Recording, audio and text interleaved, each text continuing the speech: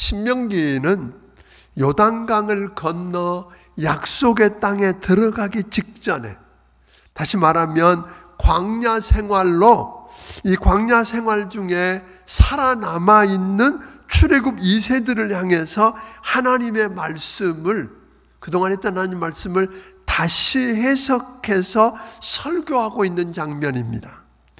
15절에서 말하는 것처럼 광야라고 하는 건 어떤 것인가?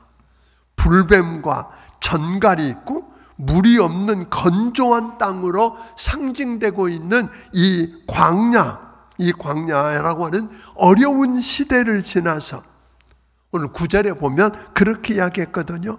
9절에 아무 부족함이 없는, 곧 모든 게 다 넉넉한 약속의 땅에서 풍요로운 생활을 앞둔 경계선상에서 지금 말씀하고 있는 말씀이 오늘 말씀이라고 하는 것입니다. 여기서 주님은 광야 생활을 잊지 말라고 말씀합니다.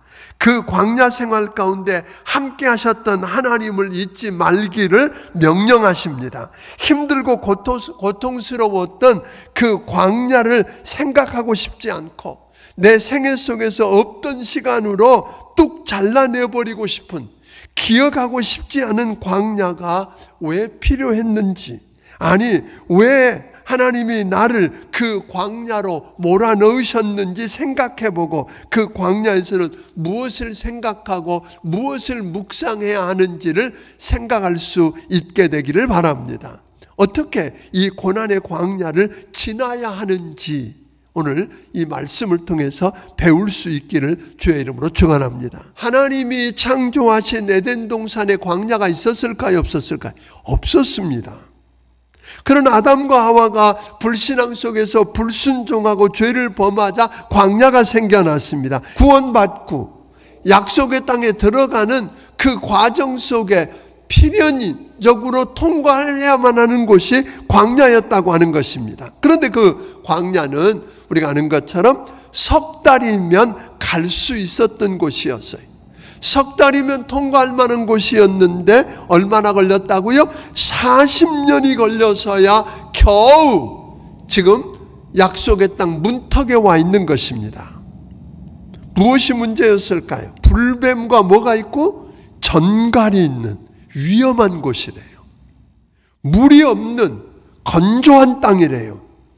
낮에는 가보니까 낮에는요 모든 걸 다 태워버릴 만큼 뜨겁습니다. 아주 무덥습니다. 또 밤이 되면 어떨까요? 기온이 뚝 떨어졌어요. 그러니까 추워서 살 수가 없어요. 그런데 문제는 한 번도 안 가본 길이에요. 거기다가 길도 없어요. 더 문제는 벌어먹을 수도 없고 얻어먹을 수도 없다는 거예요.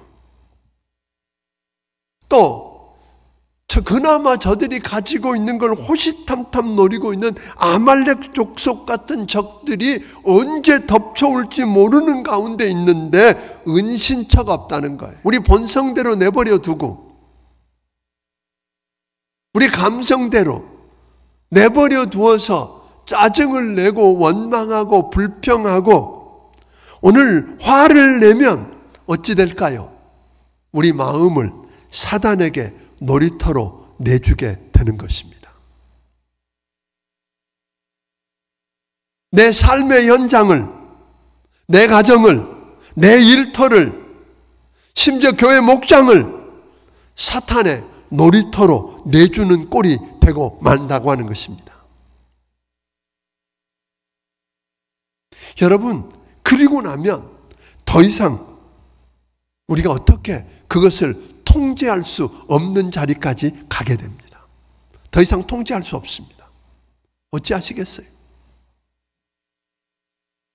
그러면 여러분 그 다음에 어떤 일이 벌어질지 우리는 너무 잘 알잖아요. 우리의 본성과 감정에 이끌려서 살지 않으려고 하면 먼저 성경은 그렇게 가르칩니다. 명령합니다. 범사에 감사하라. 아멘?